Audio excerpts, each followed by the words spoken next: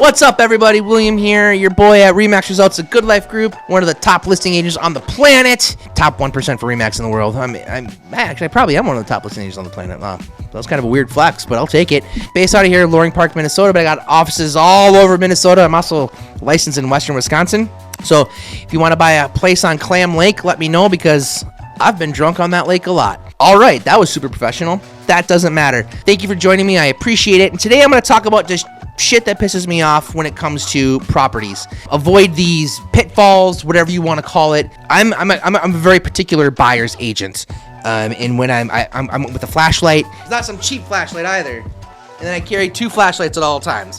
I got a Milwaukee one because I'm bougie, and I have a Streamlight one because I'm really bougie. So a good buyer's agent, always have flashlights with you. But these are things that when I told myself as a fantastic listing agent, and I am. I'm got a chip on my shoulder, kind of cocky, whatever.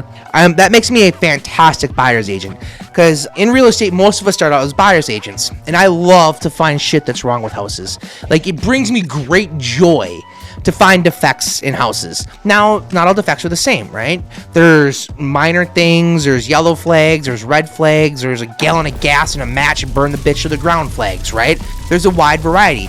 And when I started out in the business, I took it upon myself to find out all the things that can go wrong with the house so I can inform my purchaser, my buyer, when I was working with them, or the buyer, I should say. I don't own them, when working with the buyer or the consumer.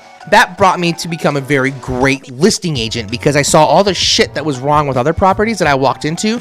And I said, you're not going to walk into one of my properties that I have listed and see any of this crap. So here are some of the things that, to borrow Peter Griffin's grind my gears.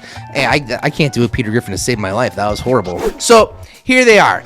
First thing I'm doing and I've done a video about this before, but I'm doing a little different. When I pull up to a house, I'm coming through a house as a buyer's agent. First thing I'm doing is I'm looking at the chimney, because if you've ever had to have masonry work done on a chimney, it is extremely expensive. And if you don't have a rain cap on your chimney, I hate you. I hate you so much. I don't really hate you. I'm sorry. I love you. But put a rain cap on your damn chimney. Do yourself and an animal that might crawl down it and die a favor, because that's a real thing. More than once, we have been like, what is that smell? An abandoned home, not abandoned, a vacant home, no chimney cap, and a raccoon or other type creature tried to crawl down in there and got stuck and died. That's nasty. That's nasty. Plus, you don't want rain coming in your chimney, into your fireplace, into your house, into your flue stack, into none of that. So for the love of Pete, please put a chimney cap. If you want to get super fancy, put one of those grates around it so nothing can get in there, like birds. Because birds, they get in there too. Number one is chimney cap. It's not necessarily number one, but it's the one I like to harp on the most. And I have people, they're like, oh, look, William, that one has a chimney cap. Good. I'm like, sweet. This is cool. Awesome. Second thing is your vents, not ductwork. I'm not talking about your ductwork. Like, that's a different story. Your vents. Take a flashlight. Take a flashlight right here, and shine them at your vents real quick. Like, there's one right up here. Shine them at your vents, and you might be like, holy shit, that's nasty. And it's okay. You come to my house right now, I could tear apart. My house is nowhere near being ready for market. Nowhere near. I say it takes a minimum of 10 business days. I'd probably need 30 or 40 business days, legitimately, to get my house into a position to where I would bring it to market, because do as I say, not as I do, and the shoemaker's daughter has the worst shoes on the planet type thing, right? I like my house. My house is very nice, but it's very me. My wife hates that. So look at your vents, your ductwork, your this isn't even on my list. Check out your vents. And if you have an air-to-air exchange system, for the love of Pete, open it up and see the hell that has been living in your air-to-air exchange. When's the last time you went and double clamped, opened it, and looked in your air-to-air exchanger box? Most of you probably never, and it shows, because I look at those when I'm showing properties, and it's a very good indicator on how the property's been maintained. Same thing with your furnace filter. Please, please, please just change your furnace filter before you bring a property to market. Very simple, very basic. I can close this. It's distracting me. Very simple, very basic. Furnace filter, clean your vents. Sure, if you can afford to, have your ductwork cleaned, and then make sure your air-to-air exchange is cleaned out as well. We got one of our first snowstorms this year. Did you guys forget how to shovel? Did you forget common decency? Do you know what sand is? Maybe not salt, right? You don't want to put salt in your cement. Here and there, you have pets. You don't want to put that down for your pets, but at least shovel and put some sand down or something. And if you're like, well, it's been driven over, it's packed down, get a flat nose shovel, a metal flat nose shovel. It'll scrape right up. Like, just do yourself a favor, and if your agent's not making sure the driveway is cleared and your sidewalks are taken care of, you do it. Good agent should have a plan for that. I'm not saying a great agent's going to do that for you, but they should at least have a plan in place for when it snows. You guys have heard me say this next one here. Number whatever. Water always wins. Water always wins. Water's always going to get into the basement. Look at the Grand Canyon. It's majestic. It's amazing.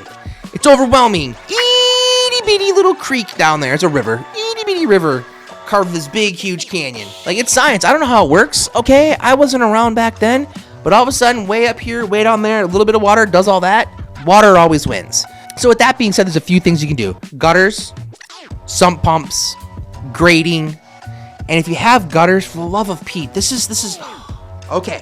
If you have a house, I'm drawing a house here. You have a house. Okay, here's your house, and you have your gutters, and the water just discharges right here. Well, it's going right back into your freaking house. No! The landscaper in me came out right there. I landscaped for a very long time. I still wear my, I do. Sarah gets pissed when I do this. Old habits I hired. I still carry my Leatherman around. It's just a tool that I'm always going to have. Gutters, awesome. Grading, awesome. Now, make sure those gutters are discharging at least 6 feet away from the house. And make sure they're not discharging in any rock beds or flower beds or anything that has a barrier to keep the water from going away from the house. Gutters and downspouts are... I really had an outburst there. That was a bit much. Oh, you should probably like or subscribe if this is your type of content. Some random dude flying off the handle and drawing horrible houses here and yelling at you. I'm your guy. You should probably subscribe. Let's keep going here. All right. So I have mislabeled or mismatched. I hate mismatched and mislabeled shit. Take the 10 minutes, go to your panel box, flick it off. Is it on? Is it off? Make sure they're labeled properly. Sooner or later, when somebody buys your house and they're going to want to, I don't know, they have to replace an outlet. It's just super nice to have bedrooms actually be bedrooms and not the garage. And then you go to change something. Like, I'm just saying, low voltage, like 110 still hurts. It hurts. So turn it off. I probably should have triple checked when I was changing out a smoke detector, a hardwired smoke detector, and I didn't. This is very recently, and I'm on a ladder 8-9 feet up in the air. It scared the hell out of me. Make sure they're labeled properly. Y'all know me. You know I'm a light bulb freak, right? I spend roughly $10,000 a year on light bulbs. Not just to have them. That'd be super weird. It's not like a fetish, weirdo. Don't make it weird. That's my job. It's because every property we bring to market, we have consistent lighting throughout the house. And most properties we change to the 5K or 5,000 kelvins on the warmness scale. For consistency throughout the property. Now, there are some situations where we do keep it to 2,500 or 3,000 throughout a property, but just, you go to my social media, and I have friends that are, I hate these sons of bitches. I love them to death, but I hate them. They'll walk into a property and they'll take a photo of mismatched light bulbs and send it to me because I have this rage, like the Incredible Hulk. I'm like, oh, smash! Ah! It's lazy. It's lazy. I don't know how else to put it. You don't have to be ridiculous like me and change out all the light bulbs and light fixtures to match and be consistent throughout the house. That's what a great listing agent does. But you don't have to do that to sell a property, okay? It's just one of the steps that we do that I recommend that you do. And actually, a lot of you watching this probably have already taken that from me.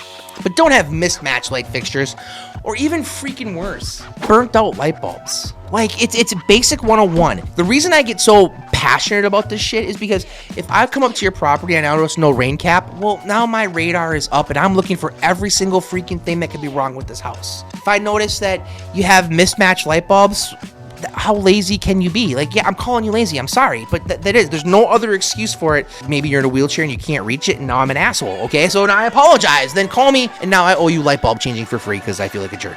But seriously, when these simple things are not done properly, it raises my radar. Now I'm looking for every single thing that can go wrong with a fine-tooth comb. I'm already really looking, right? I'm looking for those yellow flags. I'm looking for those red flags, and I'm really trying to see what can go wrong. Not all buyers are the same. Some buyers are like, bring your tool belt, it's a fixer-upper, got some sweat equity. Cool. Some buyers are like, hell yeah, I'm all about that. First of all, your property's still priced too high because you think it's worth more than it is. It's not. But then there are some consumers who are just want it turnkey. Speaking of turnkey, hold on, I'll get back. Double lockers. If you have a deadbolt and a regular lock on your door handle, don't lock them both. Don't be an asshole. Just lock one of them. There's okay, if you're leaving town, cool. Lock both of them. But if somebody's gonna kick in your door, they're be like, oh my gosh, I guess they're both locked. I'm not gonna kick in the door. No, just lock one. Be polite for us.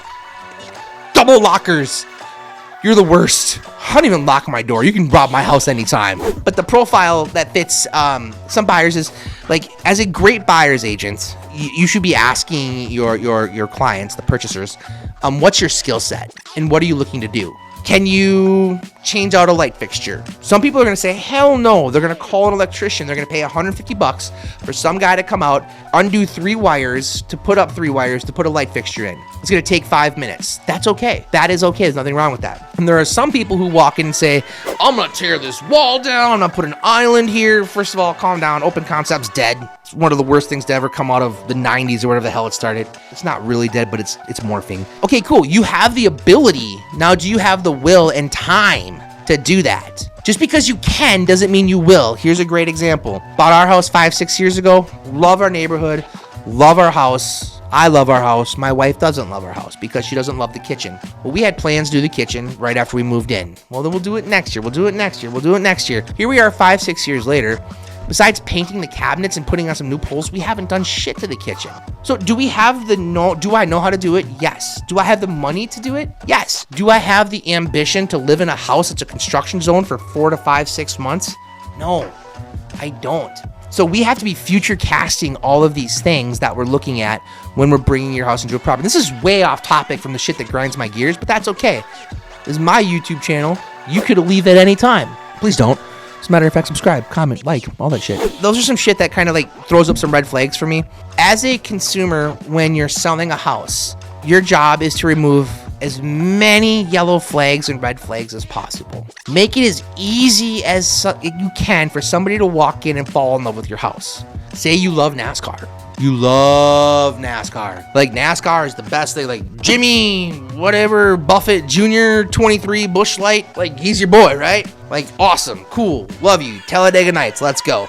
Now, say I hate NASCAR. My ex-wife cheated on me with a NASCAR guy and left and took my dog. Like, it's a country song, okay? I hate NASCAR. I walk in, right, wrong, bad, or indifferent. I see NASCAR shit everywhere. I'm turned off and I gotta leave. That's a ridiculous example, but I've literally had somebody say they won't buy a house because there was a Packer helmet in it. Freaking dumb, right?